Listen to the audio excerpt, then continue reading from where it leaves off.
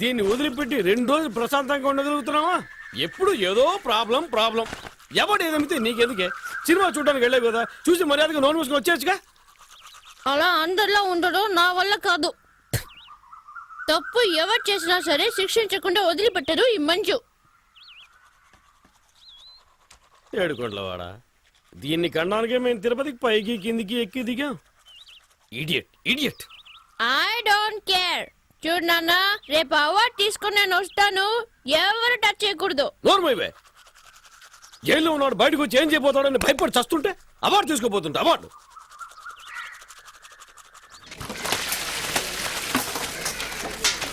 లేయో సత్యం అని పిలువు. సర్లే గారు, నేను చూడటానికి గారు వచ్చారా? ఎందుకు మాటికి మాటికి ఇక్కడికి వస్తున్నారు? నా మీద అంత ప్రేమ ఉంటే లోపలికి రావచ్చుగా. ఎవరు వచ్చారో చూడు. డాక్టరా,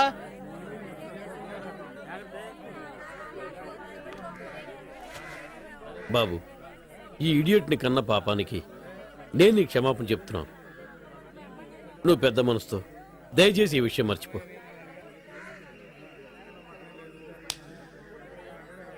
క్షమాపణ అడిగేవుగా, పోదాం. ఉండవే, పెద్దవాళ్ళు మాట్లాడుకుంటాం కదా.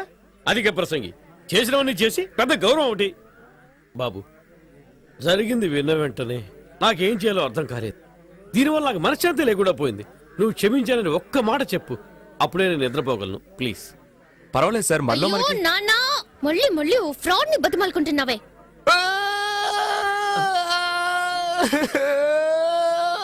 బాబు, ఏం జరిగింది? ఎందుకు ఏడుస్తున్నావ్?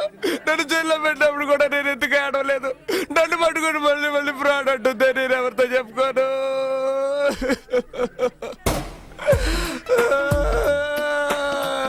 ఒరే గోవిందో, నేనే దేవుడితో మొర పెట్టుకోనరా.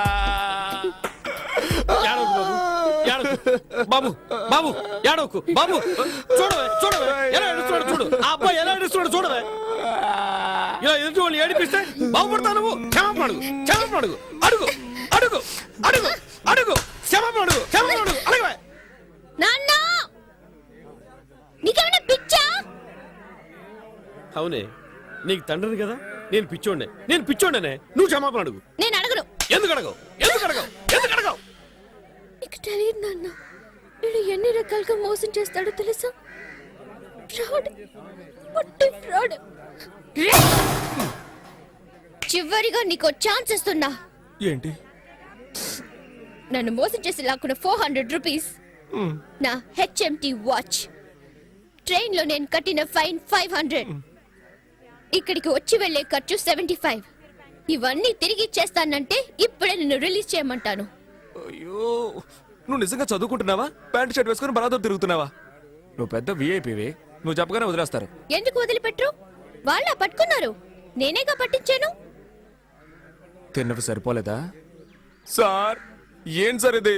నా పాటికి నేను బట్టలు తుక్కుంటున్నాను, నన్ను పిలిపించి ఇవిడ ఏదేదో మాట్లాడుతోంది. ఇంకా 4 గుతికి తీసుకెళ్ళండి సార్. ఏమన్నా? ఒక ఆడది తలుచుకుంటే ఏవైనా చేయగలదు తెలుసుగా. ఓయ్, ఇక్కడ చూడు, నేను చెప్పలేదంటే ఈ జైల్లోనే చస్తావు. రే, ఆ చూపేంట్రా? సార్, బయటికి పోండి.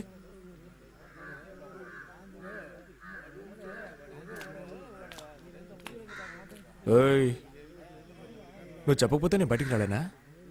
ఎటు నేనే పట్టుకున్నాను అంటూ తెగరిచిపోతున్నా. ఆ రోజు నా గొంతు పట్టుకుని వెళ్ళాడావు కదా, అప్పుడు నీ పావడా ఊడదీసి ఎస్కేప్ అవడానికి నాకెంతసేపు అవుతుంది?